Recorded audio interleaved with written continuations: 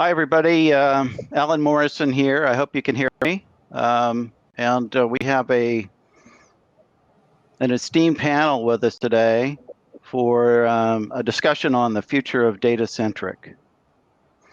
And so among our guests are Carrie Holly, who is a fellow at Optum, which is under the United Health umbrella, I understand.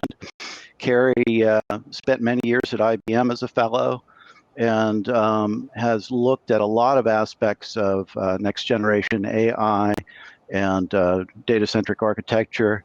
Then we have Sonal Goyal she's the founder of affix.com, and Sonal has a background, an education in chemical engineering, but has been doing big data kinds of management for a while. And so her product does Agile MDM, among other things. And then we have Brian Platts, who's the co-CEO of Flurry. And Flurry is a platform that combines some of the capabilities of a knowledge graph management platform with some of the capabilities of enterprise blockchains, such as the temporal dimension of blockchains and the transactional immutability of it. So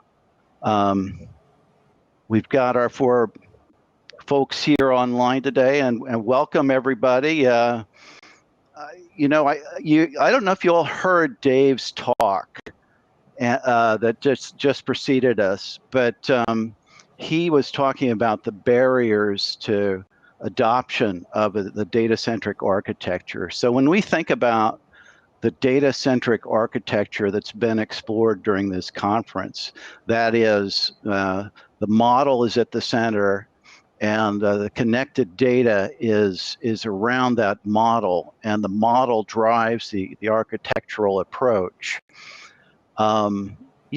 What impact do you think we would be seeing over the next 10 years or so, just based on what you know now?